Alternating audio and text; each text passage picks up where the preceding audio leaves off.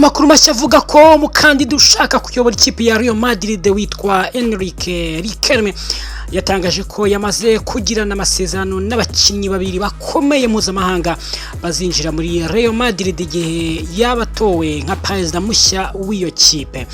Ricarme ari guhatanira kuyobora Real Madrid ahanganye na perezida usanzwe Florentino Perez. Amatora ateganijwe kuba ku cyumweru tariki ya 7 Kamena 2026, akaba ari bwo bwa mbere mu myaka 20 habayeho undi mukandida uhanganye na Perez.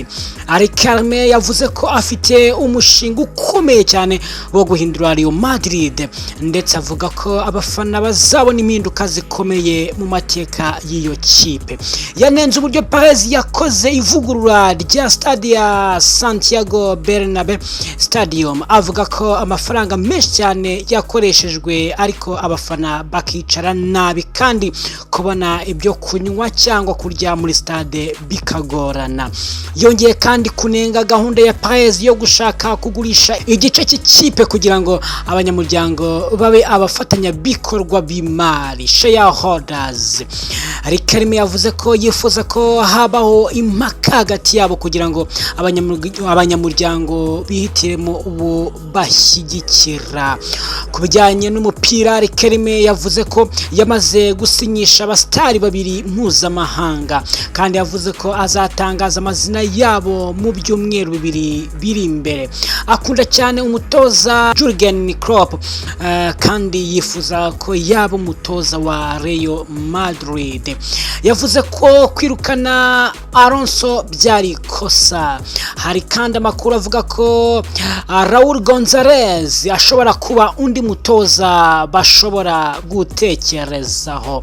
Ricarme yavuze ko amafaranga ya Real Madrid ari kugenda atakara cyane buri mwaka, anenga no gukoresha miliyari 45 z'amapaundi buri mwaka kuri televiziyo ya club ndetse na Real Madrid TV. Aya makuru ari gutuma abafana ba Real Madrid bibaza abo bakinnyi babiri bakomeye abaribo, ndetse niba koko hari impinduka zikomeye zishobora kuba muri ikipe ikomeye yo muri Espagne.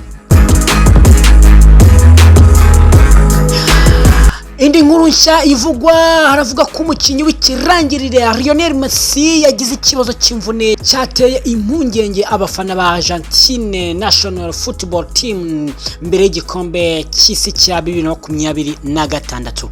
Messi yakomeretse ubwo yakinaga mu ikipe ya Inter Miami CF mu mukino batsinzemo Philadelphia Union ibitego 6-4.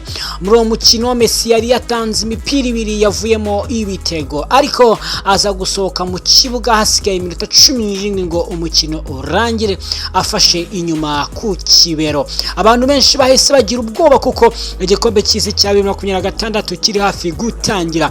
Argentine izatangira irushanwa ikina na Algeria tariki ya 17 Kamena 2026. Messi afite imyaka 38, bityo imvune ishobora kuba ikibazo gikomeye. Amakuru ya Mbere agaragaza ko ikibazo cye gishobora kuba kiri mu mutsi w'inyuma y'ikibero, ariko ngo ntabwo ari imvune ikomeye. Umunyamakuru Gaston Edul yavuze ko Messi yasohowe ku bwirinzi gusa kugira ngo atarushaho kugira ikibazo kandi ko nta mvune y'imikaya afite. N'umutoza wa Inter Miami Guillermo Hoyoso yavuze ko Messi yarananiwe cyane gusa. Yagize ati yarananiwe, ikibuga cyari kiremere kandi twahisemo kutamushyira mu kaga. Kugeza ubu Messi ntabwo aratangaza ku mugaragaro niba azakina igikombe cy'isi cya 2026, ariko ibimenyetso byije byerekana ko azaba ari mu bakinnyi ba Argentine bazajya muri iryo rushanwa. Abaganga bavuga ko niba ikibazo ari gito ashobora gukina mu minsi mike gusa. Ibi ni inkuru nziza ku bafana bifuza kongera kubona Messi ayoboye Argentina mu gikombe cy'isi cya 2026. Tubwiye muri comment, ese wowe wifuza kuzabona Lionel Messi mu kibuga mu gikombe cy'isi cya 2026?